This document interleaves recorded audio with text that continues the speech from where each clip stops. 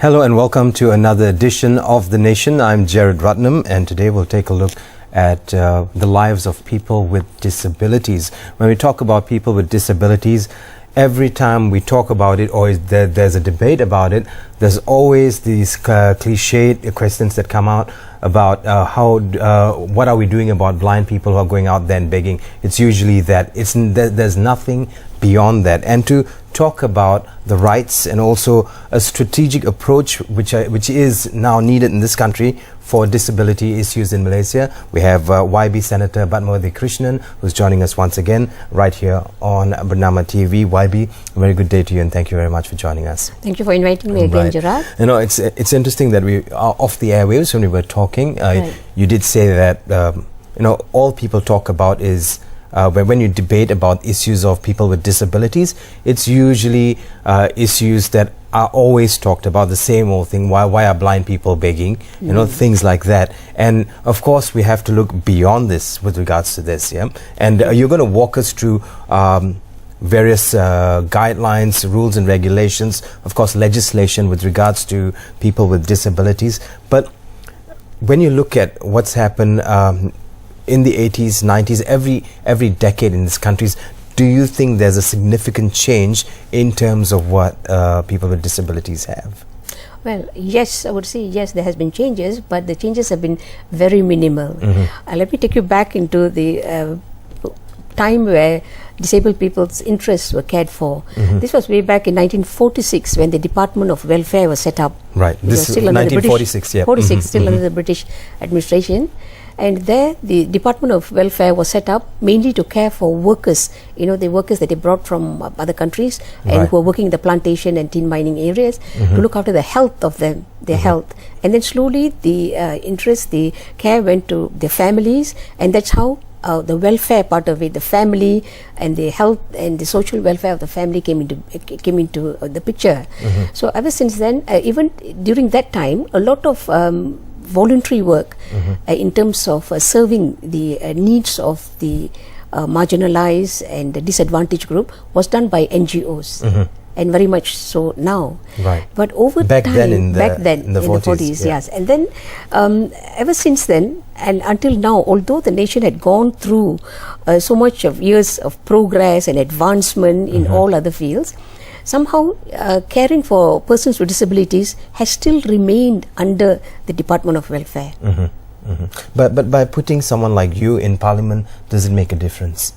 Well, I think yes, because I'm able to voice out the actual situation as it is and what needs to be changed. Right. I'm not talking about the fact that you can voice things out. I'm sure you do a good job at that. But do people listen? Well, we have to make them listen. And I think from time to time, if we bring up why we need these changes, I think the government will listen. And over the years, things have developed, but very minimally only.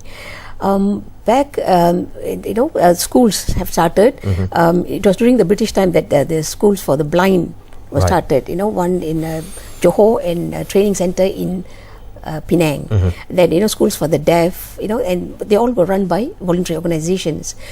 Then came caring for a person with disabilities. Welfare benefits started. Giving out help to help disabled persons improve their lives. So, but then the needs of disabled persons have diversified. Now the children who are born with disabilities, they need early intervention, they need to go to schools, and then after finishing school, you have to find employment, and you have to get on with life, participate in community life, get accessible transport. Right. And accessible transport is one whole area on its own that we should talk about, because I don't see, although they say that a lot is being done with regards to accessible transport, I certainly don't see that. And every time I go to a shopping mall, not a shopping mall, a street filled with shops, I notice one thing: the pavements are never the same level. It's always at different levels, and these are things that brings about red flags as to how much is being done for people with disabilities. Now, yesterday, while I was scrolling through my Facebook page, I saw this page of a little girl without limbs eating with a spoon and how hard it is for her to eat with a spoon, but yet she was happy. And I put a little caption on my Facebook page. I shared that and I said, I should stop complaining. Right. Yeah. And when I see a child like this, the girl is probably around 4 or 5 years old. Are there adequate schools to give them all the equipment and the learning material they need? Yeah, you see, for the blind and the deaf, a lot more has been done. But the physically disabled, there are schools that are still not very accessible. Right. Although the building bylaws have been passed many years ago, we find that these are the things that yet to happen. A lot of things are in place on paper and on documentation, but the implementation, the carrying out, the enforcement of it is not there.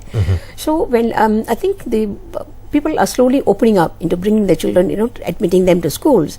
But then again, when you look at from the school's point of view, we still have complaints from parents who say that there are schools that are reluctant to admit their children into the schools because they say the school is not equipped.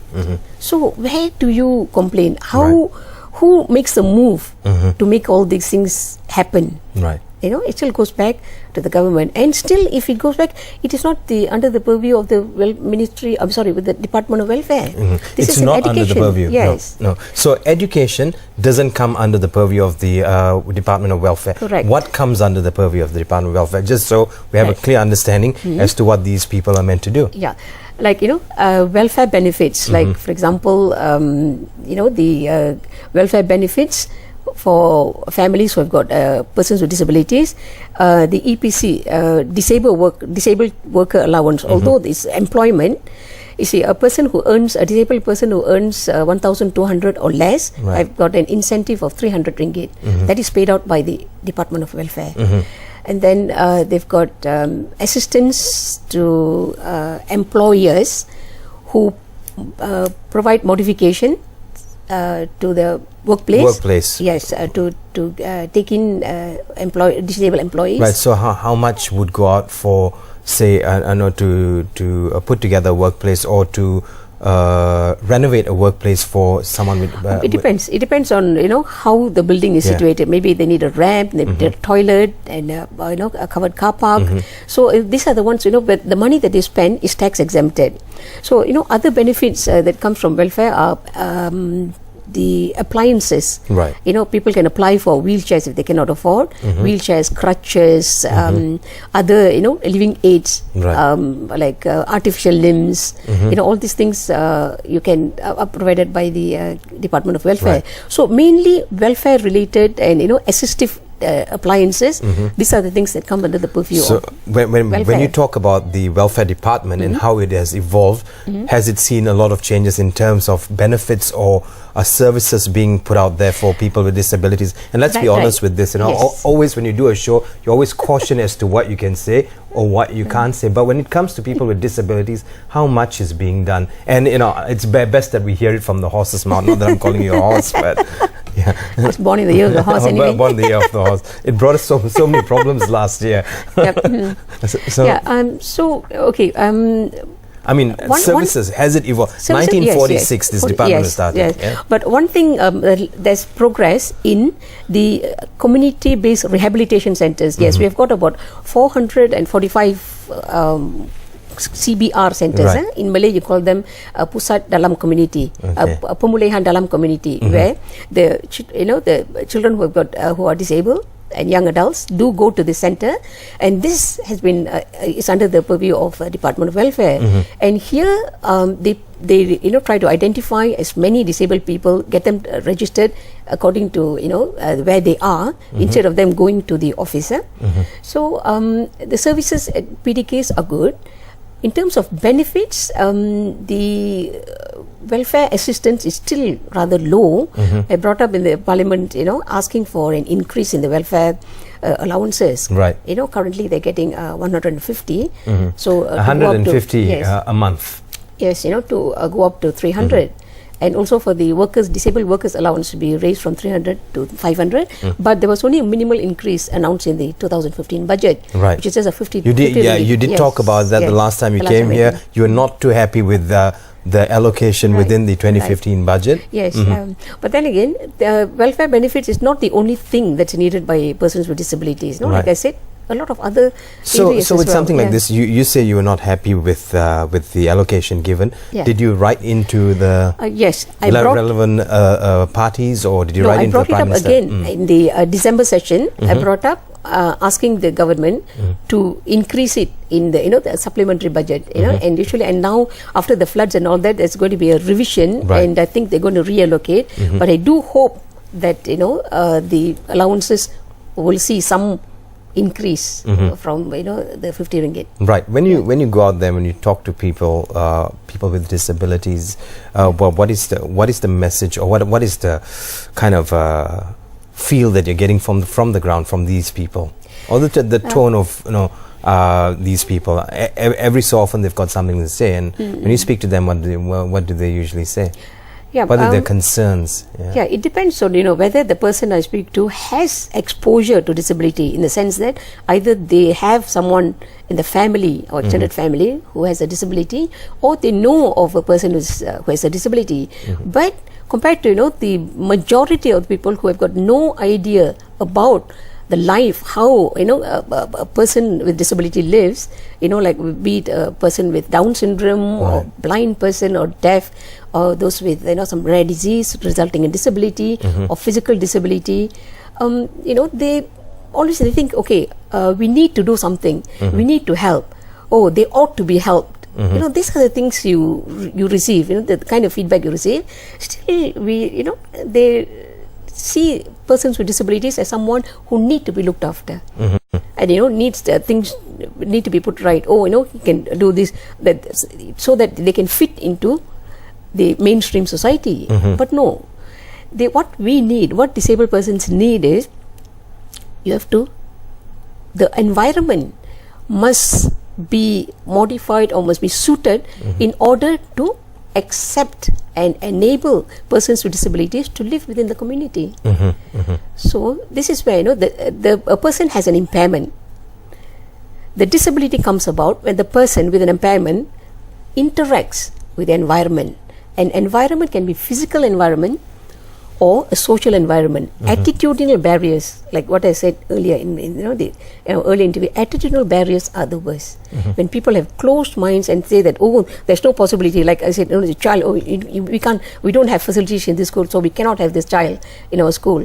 And the employers saying, oh, I can't take you in because I do not have the facilities. But they fail to realize that the government has come up with a lot of programs, a lot of changes, legislation, the building bylaws. But who is there to tell them? So things are being done by the government in order to ensure that these people live. I mean, they live decently, and they also live comfortably. But so there are these laws, enactments, and of course guidelines that are come up with. Right. Who sees them through? You see, back again to why I still feel that the Department of Welfare. I mean, although they do provide services, these are the areas that do not come under the Department of Welfare. You see, currently we have the division, Department for the Development of Persons with Disabilities. In Malay, it's called Jabatan Pembangunan Orang-Orang Upaya, and this is placed under the Department of Welfare, under the Ministry of Women, Family and Community Development. Right. So they do not have the jurisdiction to go and get all these things done. They do not, like I told you, schools, to make them accessible, workplaces accessible, to implement the building bylaws. So another ministry has to do it. Right. So this is why, I feel that we need some form of change. So the form of change, should the form of change start with the, of course, welfare department? Yeah, we have to restructure. Yeah, I think I'll delve into that a bit later. So I think that the welfare department still has a role as far as persons with disabilities are concerned in looking after, like what I said, in their immediate well-being. Okay, we'll take a short break. We'll come back and talk about statistics. Does the welfare department have enough statistics with regards to people with disabilities, and of course what is the current situation of persons with disabilities in Malaysia? We're going to be talking about that when we come back right here at The Nation. I'm Jared Ratnam. Stay with us. We're currently speaking to YB Senator Padmawati Krishnan with regards to people with disabilities in Malaysia. Thank you very much for staying with us.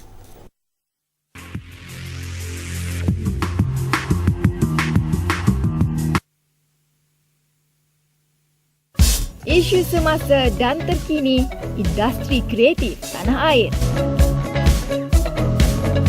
Perkembangan muzik tempatan.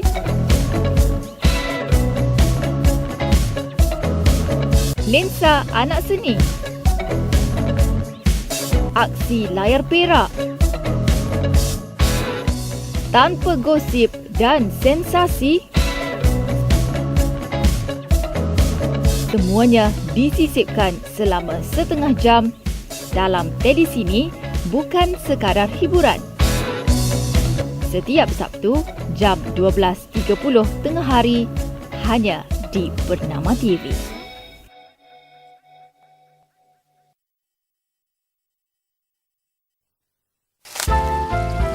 Kavita, Meling, dah set ke belum? Sikit je lagi, Puan. Apa menu kita hari ni? Semua menu sihat. Ikan bakar, sup ayam, sayur-sayuran. Banyaklah. Puan, banyaknya guna minyak. Bahayakan kesihatan lah. Betul lah macam ni. Saya dah kurangkan separuh dari biasa ni.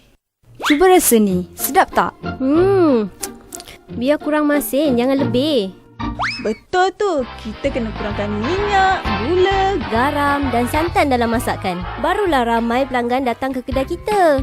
Semuanya sihat belaka.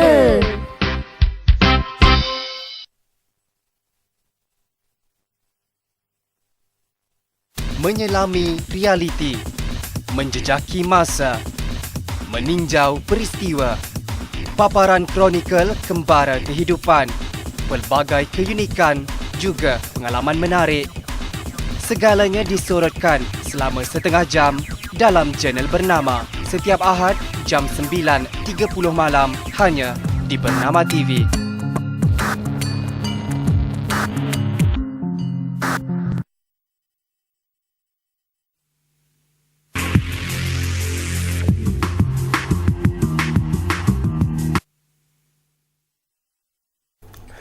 Welcome back to Bernama Today's The Nation. Of course, at The Nation today, we take a look at people with disabilities and things that are being done for them. Well, having said that, what's important is certain things that we need to know as, of course, common people or people who want to get information about people with disabilities and what belongs to them, or is it the right term to use? Well, what is needed for them? I think that's more important. Right, But let's just talk about the International Year of Persons with Disabilities in 1981 and what happened then. Yeah. I think that is, a watershed for a lot of things that happen, developments that happen, globally.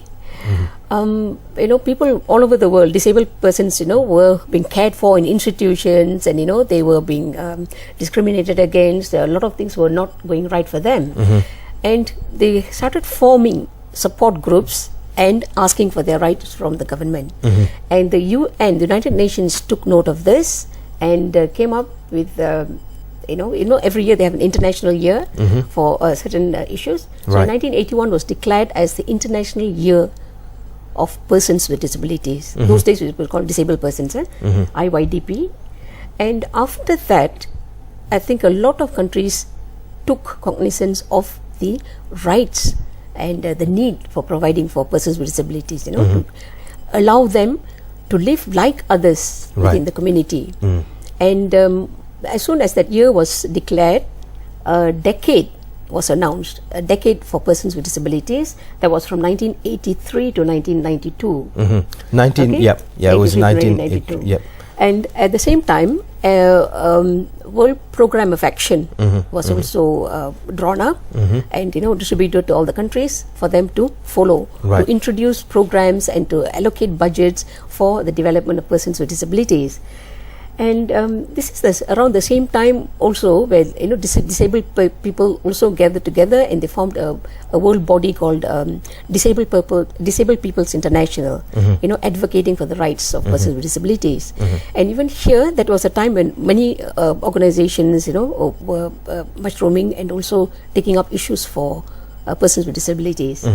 And after that, 10 years down the line, Right. you find that it was found that Asia Pacific was still lagging behind compared to Western countries in providing facilities and having the buildings accessible, having job opportunities. Asian and countries, education. when you say Asian Asia countries, Pacific, yeah. Asia Pacific countries, yeah. Yes, there are about 58 countries under Asia Pacific region, and like the West, like US, Europe, and all that, because they have long been involved in war, and they have got a huge war veterans who are physically disabled, and a lot of such countries, these are the people who made the move to push for things in their own countries. Right, right. Yeah. So with what you're saying, the decade for persons with disabilities, of course Malaysia recognized it, and how much of work happened then in that decade?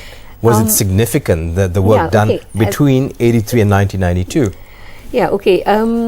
Around that time, I think they were looking at the buildings and all that first. So they helped draw up, I think the government did pay attention to the physical access, the physical environment, and the government came up with this uniform building bylaws, right? Okay, which made sure that all new buildings have facilities for persons with disabilities, and this was passed in a parliament in 1990.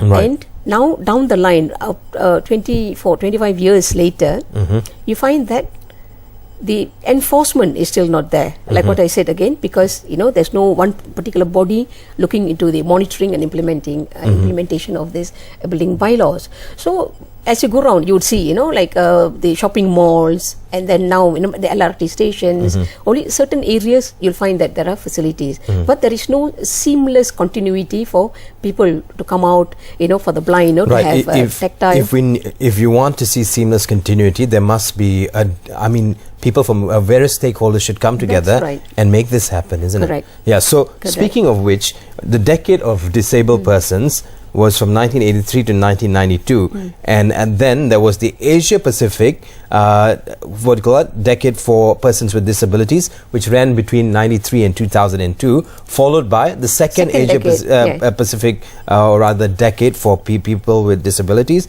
from 2003 till 2012. So it just went on for 30 years, and in 30 years there's no significant change. We just come up with names, and that's about it. So with the second decade and the third decade, which were very much focused on Asia Pacific, how much of work was done within Asia Pacific? There are a lot of regional conferences, and this is a commitment which our government has given. Yeah. And there is currently, earlier on in the first Asia Pacific decade, there was a BIWACO Millennium Framework of Action, also a document which outlines all the things that need to be done by governments, to help improve the lives of persons with disabilities. Then for the second Asia Pacific decade, there was something called an Incheon strategy. The Incheon strategy outlines 10 goals, and this is what has been adopted by our government, and they have planned out, put forward an action plan based on the Incheon strategy. So after 30 years, we came up with 10 goals in Incheon. Right. And the Incheon, and this Incheon strategy, like I told you, is in the action plan. But then again, who monitors how much is being done? Whether there's a periodic progress. Still, it goes back to the Department of Welfare. So do you think the Welfare Department is the one that should be doing this? No. Okay. In between, in the year 2008, we had the Akta Orang Kurang Upaya, or Persons with Disabilities Act. So we have this act, and this act was drawn up in preparation for Malaysia to sign the CRPD, the Convention on the Rights of Persons with Disabilities. And in this act, there is, it outlined the role of the government, the private sector, and NGOs in looking at all aspects, from health to recreation to sports, education, Right. Health, and all recreation, that. sports, education. Employment, accessibility, and all. And then again, the enforcement of this act also belongs to various agencies. And under the act, also there was a recommendation for National Council on Persons with Disabilities to be set up. Right. So it was set up. This council was set up in 2008. Prior to this, there was an earlier National Advisory and Consultative Council. So that was done away with for this council. For this new council. So in this new council, there are 10 representation from persons with disabilities, whereas another 10 are from the various government ministries. So here, it was a good move by the government to involve all other ministries to come and sit in this National Council on Disability. But then again, from 2008 until now, we still find that a lot of things are not being taken up by the various ministries. They always refer back to the Department of Welfare. They refer back to the which is unfair. Which by right, each of the ministries should look after their own. Right. Like Ministry of Transport Okay. should look after the issues regarding licenses, parking, modification of cars. And But okay, when you talk about parking, now parking will fall under a different ministry. It won't fall under the Ministry of Transport. So these are where the grey areas the are. JPG, the Road Transport Department comes under the Ministry of Transport. So it doesn't come under Welfare Department. Right. Yeah. Right. So here again, they come together for to meet. But then again, it is not the sentiment and the commitment and the passion is not there when at their own ministries. So this is why I really feel that we need a structural change.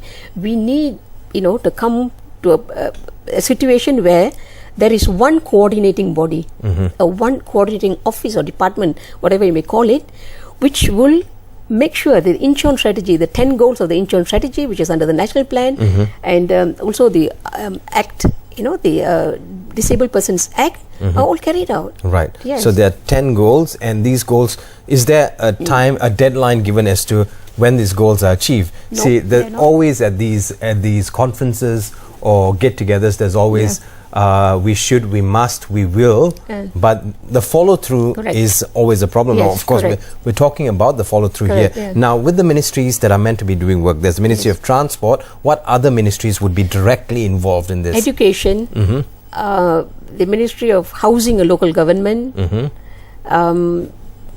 Health Ministry, for early identification, Right.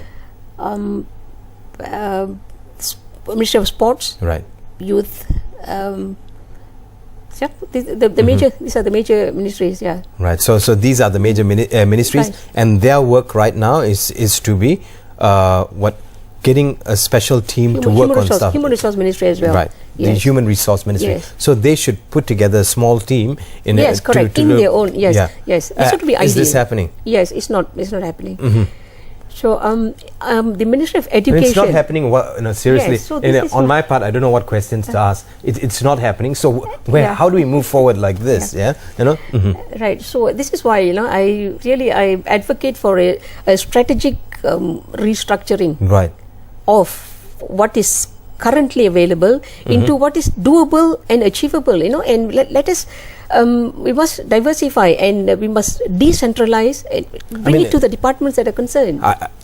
When you look at it, through the looking glass, like when I see the news on certain stations, more so the national station, I see sign language being used. Are Yes. these all big steps, giant leaps? Yes, but then again, they are only confined to certain programs only. They are only for the news, and I brought it up in the parliament to have sign language for all programs, discussion, forum, like our So that program, will also bring about parliamentary- jobs, isn't it? Yep, that will also bring Ministry about of- jobs. Yes, will bring about jobs as well, and also it's under the Ministry of Multimedia Communication. Yes, Right. So everybody has to play the role. Sorry, I didn't mention all just now, but the life of a person with disability covers. It Right. cuts across the board. Well, I will take another break, and when we come back, we're going to talk about the situation of persons with disabilities and maybe work forward from there and what can be done. It's a very interesting topic that we're delving into, but interesting as it may be, we have to do something about it in order to take our nation to the next level. We'll come back and find out more right here at The Nation. Stay with us.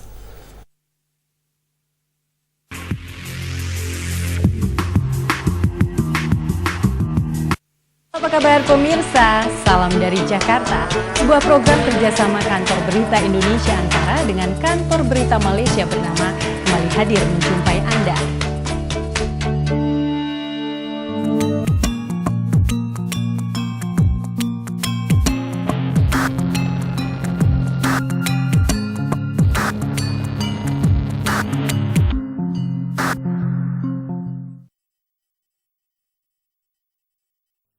Sedar tak kita tuan-tuan dan puan-puan, keadaan iklim yang tak menentu sekarang ni. Perubahan iklim meningkatkan kejadian kemarau, derebu, banjir dan ia menyumbang kepada perubahan iklim yang berlaku secara drastik. Inilah dia faktor-faktornya. Yang pertama, asap dari kenderaan. Yang kedua, penebangan dan pembakaran hutan. Yang ketiga, pembebasan asap dari industri perkilangan. Dan yang keempat, pelupusan sisa buangan.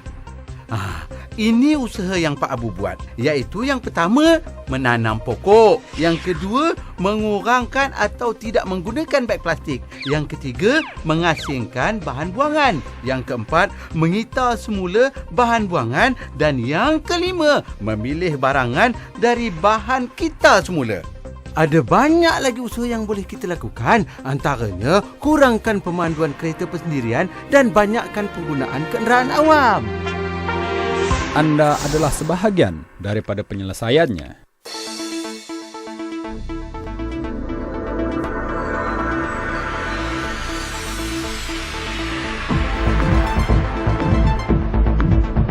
Menongkah batasan masa.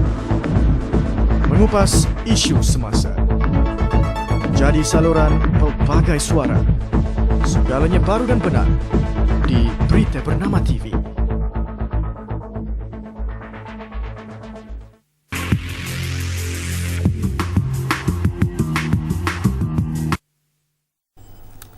Hello and welcome back to The Nation. I'm Jared Ratnam, and today at The Nation we speak to YB Senator Padmawati Krishnan.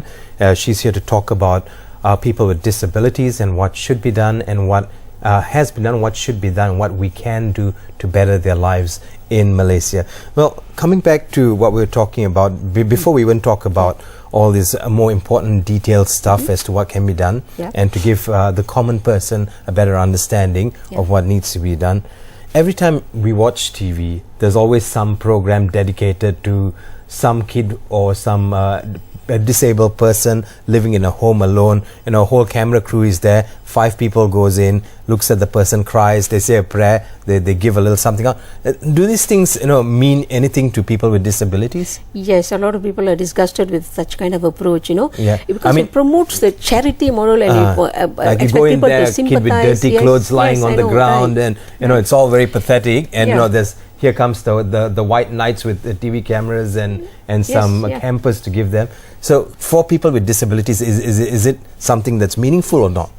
No, not at all. Yeah. We'd rather, the TV and the media highlight issues as they are and find solutions.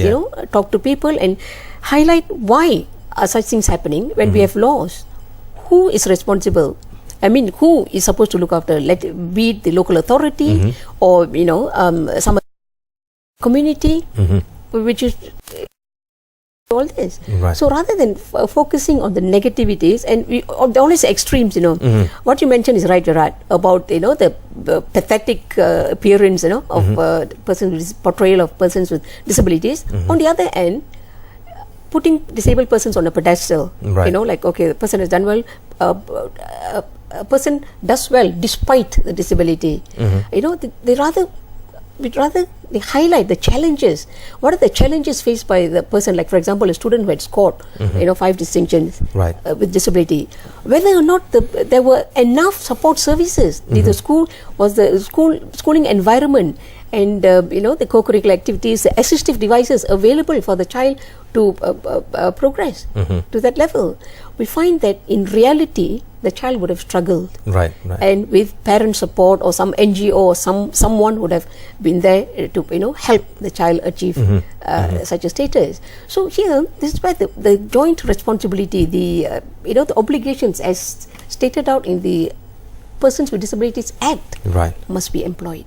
So I hope that the media can help highlight all this, go into the details, into the reality of things, of what should be and what is there out in the open. I mean, the negative things that are happening because. See, but here's the thing, that the media has to find a balance between doing research and highlighting the negativity, and then this may fall back on certain quarters, which won't be nice. So finding that balance, or we'll use a big word, equilibrium, is always a tough thing. I know, but here it is not a matter of finding fault. It's not a matter of putting down anybody or putting down a department or criticizing or, it is beyond that. What disabled people are asking for and wanting is a life like others, to be able to live in a society and enjoy the opportunities, have the freedom of choice, to take a transport, to be able to go from the house and go and take transport from the house to go to attend a school, a school which they like, which may be nearer to their house rather than somewhere else. And these are the things that disabled people are asking for. Right. Where is the... Instead of going to special schools, they want to go to normal schools, but these schools... Yes, it depends. Special schools are also important. We also need special schools. There is integrated, classes, inclusive classes, and also a mainstream. Okay? Right. So, all these are necessary. It's not that there is one solution for persons with disabilities. They just one lot and this is what they need, and and a lot of people also think that they should be put in a place and cared for. No, they want to live like others in an ordinary community. Right. And the schools, the things are there. The Education Act has got regulations that the headmaster has got the power to provide the modifications, to modify a classroom. So if the headmaster has the power to provide the modifications, who comes up with the money for these modifications? We are all well aware of the fact that certain schools don't receive they can get it from the Ministry of Education. Ministry of Education will fund that. Correct. Funds that.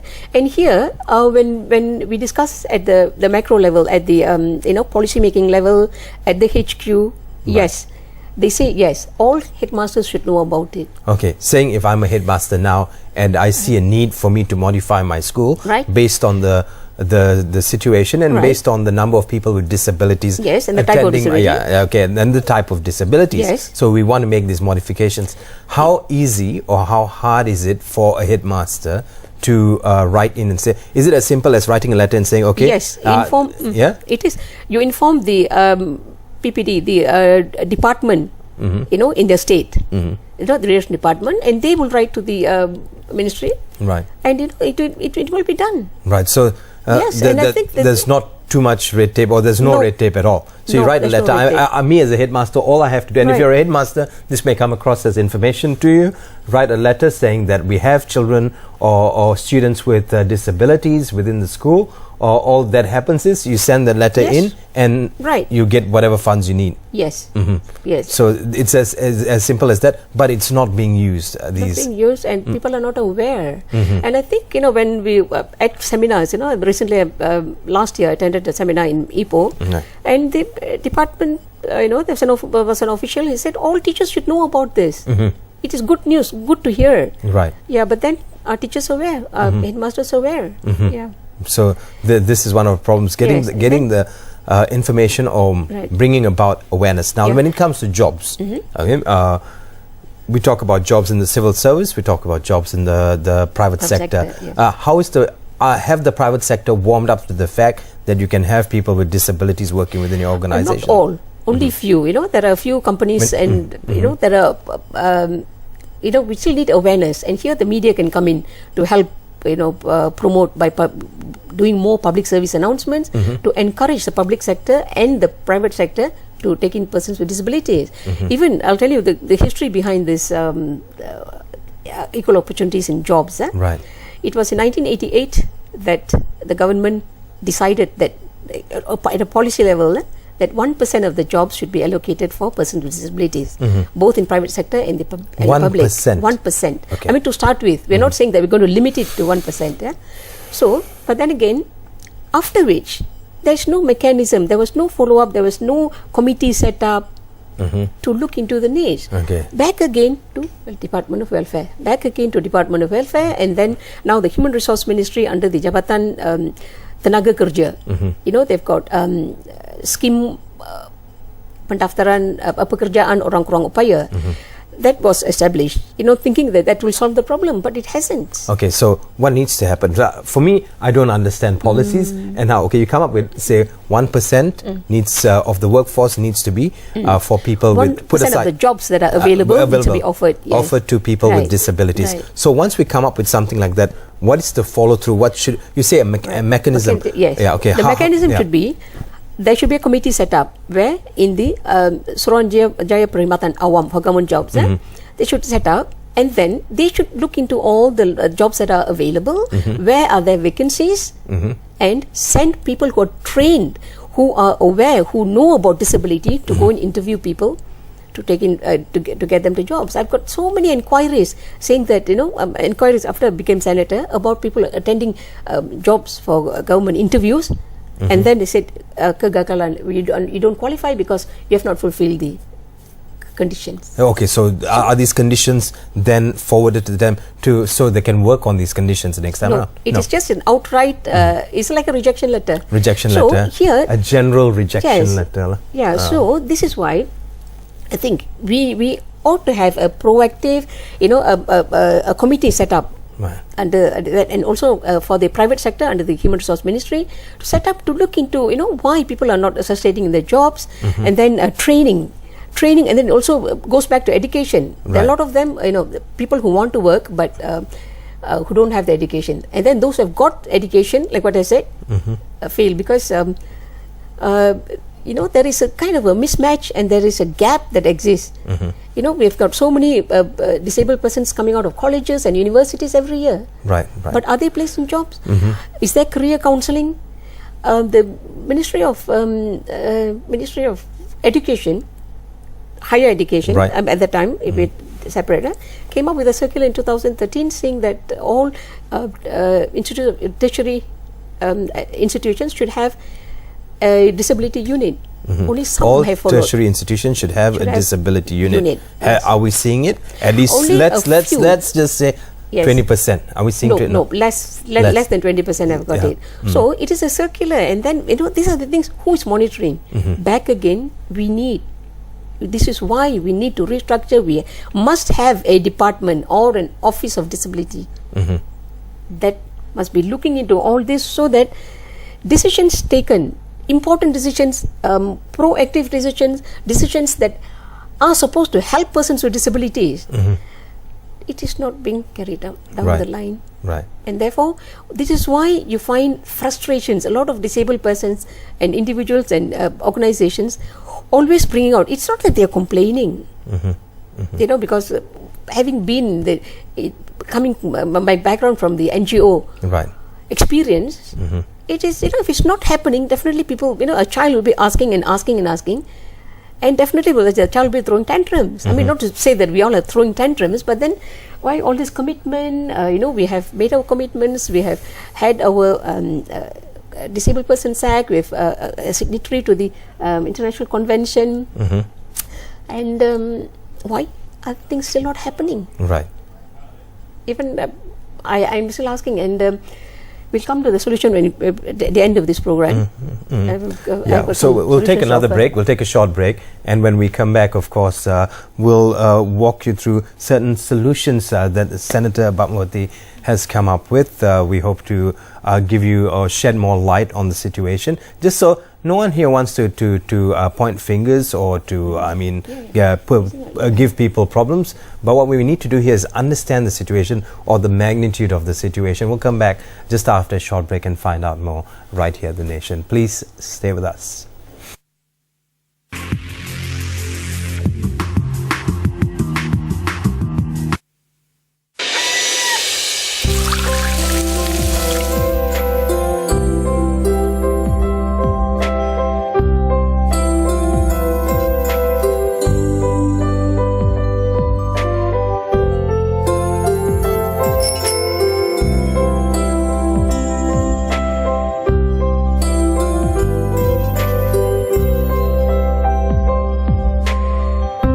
Terima kasih.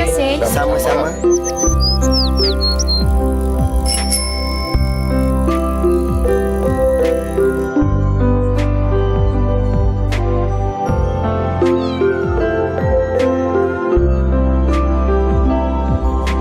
Terima kasih. Sama-sama. Terima kasih. Sama-sama.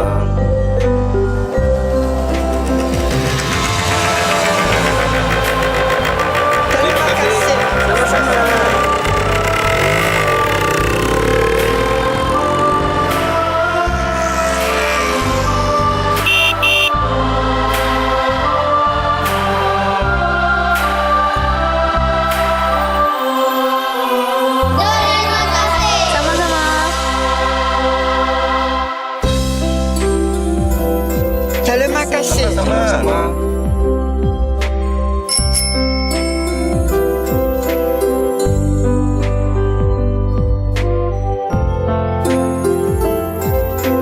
Terima kasih. Sama-sama. Sama-sama.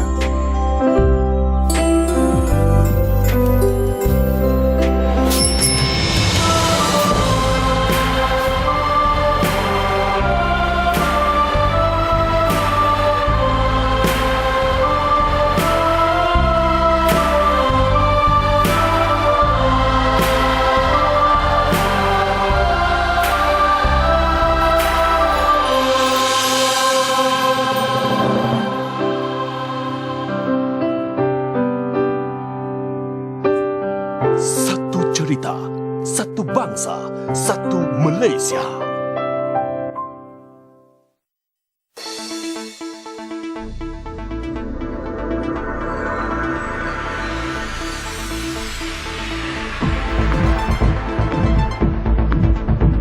Menongkah batasan masa, mengupas isu semasa, jadi saluran pelbagai suara.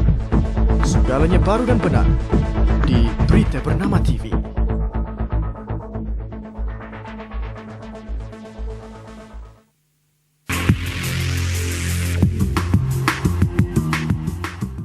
Hello and welcome back to The Nation. Now, final segment, we'll try to give you a bit of a wrap-up as to what we're talking about. We're talking about people with disabilities and really what needs to be done for these people. Having said that, what we were talking about just now, always comes back to the strategies that are being put forward, more so the insurance strategy. So what do we need to understand about this insurance strategy that will be of which would bring about some awareness? Yeah, okay. There are 10 goals of the insurance strategy. I wouldn't go to all.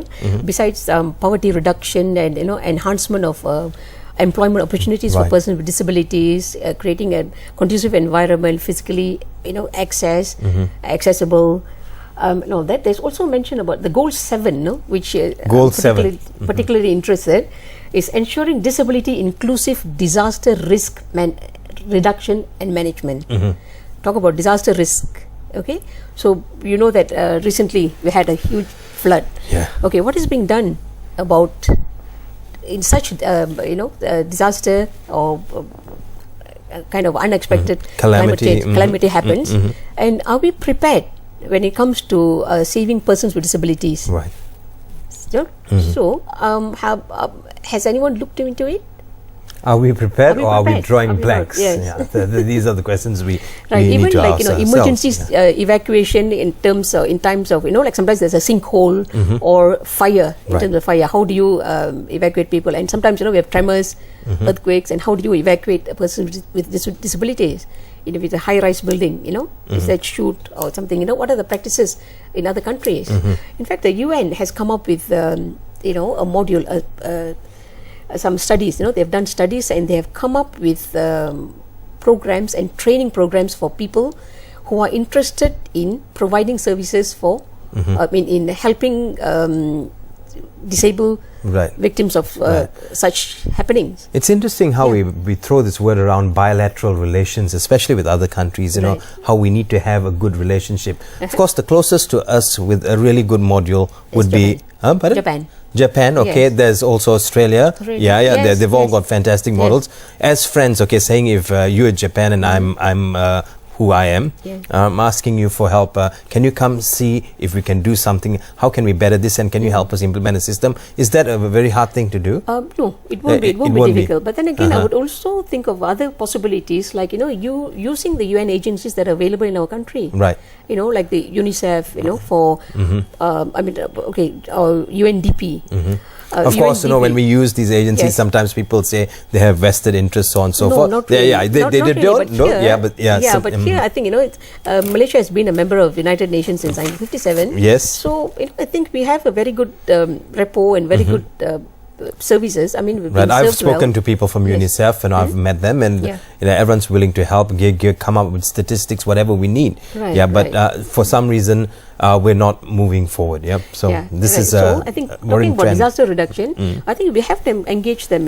We can engage since something available close to home, and we have a UNDP office here, and I think we should explore this area, how we can get their cooperation into training our the civil defense, the fire and rescue department, the police, the other voluntary organizations, individuals who are interested. But as a senator, don't you think this, we call this the last mile before 2020? Don't we think that already should be in check?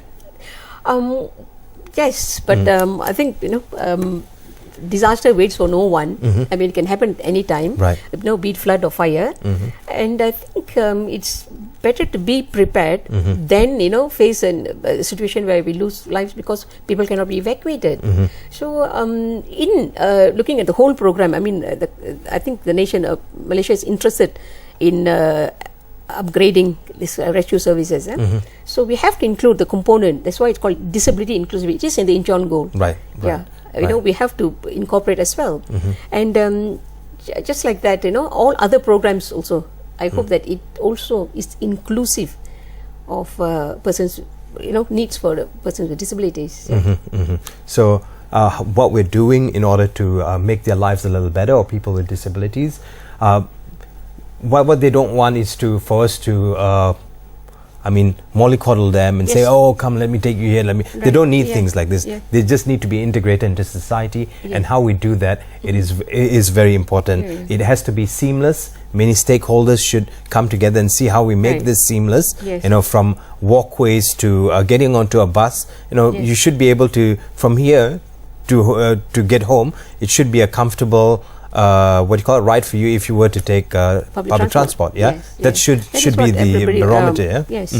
So in closing, how would you like to end this conversation? What kind of message would you personally like to give out? From here to your home, would it be comfortable for you if you were to take? No. If I were to take public transport, well, I don't see any bus stops along the way. Secondly, no LRT station along this Jalan Tun Razak. I mean, this stretch. There's one, this stretch. I'll have to find my way to that, bus station or stop before taking public transport. So that's not ready yet. What I would like is, you see, every time we listen to our Prime Minister, he always says, we're inclusive programs, inclusive. I really like the word inclusive, and I would like to expand it to, instead of inclusive being like between the haves and have-nots, the urban and rural, inclusiveness in terms of racial inclusion, racial integration, I also would want it to be stretched to include persons with disabilities, because we are all in the same community. It's all of us is what forms Malaysia. So it's also related to the One Malaysia concept, and I feel that all programs and all plans should be inclusive, i.e. inclusive of persons with disabilities also. So it should be inclusive of persons with disability, and I'm sure we'll get Senator to come back once again to walk us through other areas. Just one more point only, that I really wish in the Rancangan Malaysia ke-11 or the 11th Malaysia Plan, the needs of persons with disabilities, a lot of recommendations have gone in. I've also written in for the requirements to be included, and that allocation is being given to all ministries to be spent for development of persons with disabilities. And finally, what is really, really, really needed is an office for disability issues. A special office, and welfare department can still carry on, like what I say, about giving the the social welfare benefits and assistive aids and the like, but to look into to coordinate the other programs, as stated in the Disabled Persons Act, in the building bylaws and all that. To coordinate it, we really need a department which is which has to stand by its own and with enough staff to carry out all this. So let's stop blaming the welfare department and let's see how we can better this problem by putting together a special department to work with problems, or one-stop center. No, it's not. One-stop centers have been mentioned, and again, no, we need a system, a structure, and it's not only for the administrative, for monitoring and implementing. Only then things will work. If there's monitoring, implementing, and setting the necessary KPIs, key performance indexes, and accountability, only then we can have the report ready. We have ratified the Convention on the Persons with Disabilities, and we have not sent our state report yet. So at least if you set up this office, that will do the work for you, and then you can gather all the information that's necessary. How far are we? How much have we implemented? And how far to go? All this can be submitted as a state party report at the UN meetings. Right. So all these things need to be done, and when she comes back the next time, hopefully in a couple of weeks or in a month, we'll walk through these things, all these legalities and procedures that need to be adhered to. On that note, we'd like to thank Senator Padmawati for making her way here to the studios to share with us all the problems faced by people with disabilities. Thank you for joining us. We'll be back tomorrow with more at The Nation. I'm Jared Ratnam. You have a great day ahead.